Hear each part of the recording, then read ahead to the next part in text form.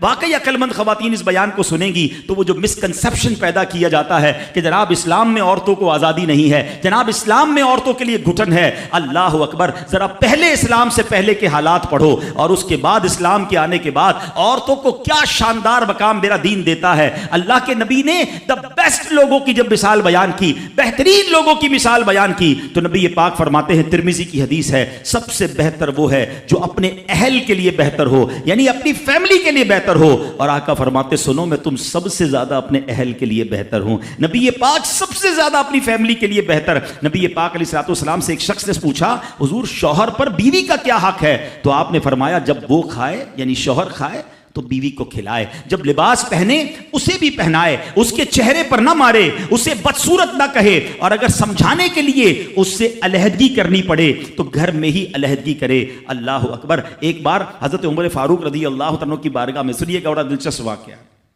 سیدنا عمر فاروق کا کتنا بڑا نام ہے، آپ کے جلال کی، آپ کی عدالت کی مثالیں دی جاتی ہیں، بڑے بڑے لوگ آپ کے سامنے تھر تھر کانپتے تھے۔ آپ کا گھر میں انداز کیا تھا کہ ایک شخص آیا کہ میں حضرت عمر کے پاس جاؤں اور بتاؤں میری بیوی جو ہے مجھ سے اس طرح بات کرتی ہے، اور میرا وہ انداز نہیں ہوتا جو شوہر کے سامنے ہونا چاہیے، ہوتا ہے گھروں میں ہو جاتا ہے۔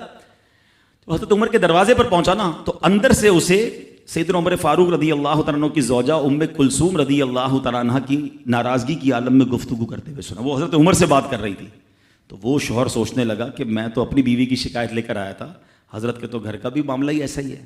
تو وہ کہتے میں واپس ہونے لگا، حضرت عمر نے بلا لیا، کہا کیوں آئے تھے؟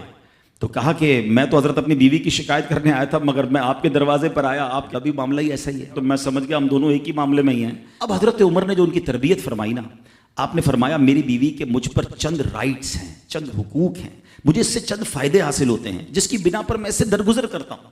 پہلا یہ کہ یہ میرے لیے جہنم کی آڑ ہے، میرا دل اس کی وجہ سے حرام کاموں سے بچا رہتا ہے۔ نمبر دو، جب میں گھر سے نکل جاتا ہوں یہ میری خزانچی بن جاتی ہے، یعنی میرے مال کی نگہبان بن جاتی ہے، میری دھوبن بن جاتی ہے، میرے کپڑے دھوتی ہے، میرے بچے کی پرورش کرتی ہے، میرے لیے روٹیاں اور کھانے پکاتی ہے۔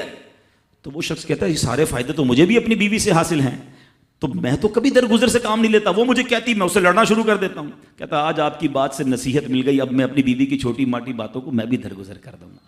کتنی پیاری بات بتائی، ہم وہ ساری باتیں بھول جاتے ہیں، ایک غلطی پر پکڑ لیتے ہیں، ایک غلطی پر ڈانٹتے، ہر غلطی پر جناب ایسا نہیں ہوتا، ہر غلطی کی سزا سزائے موت نہیں ہوتی ہے، ہم غلطیاں نہیں کرتے۔ اگر جس طرح ہم اپنی بیوی کو اور غلطی پر ڈانٹتے وہ ڈانٹنا شروع کر دے پھر کیا حال ہوگا؟ تو ایسا نہ کرے، وہ بھی دل رکھتی ہے، ہم نے کسی انسان سے شادی کی ہے، کمپیوٹر سے نہیں کی، ٹھیک ہے نا؟ تو کمپیوٹر بھی آج کل وائرس آ جاتا ہے، تو وہ تو انسان ہے، غلطی ہو گئی، کوئی بات نہیں۔ تو سبحان اللہ، اتنا پیارا مذہب ہے۔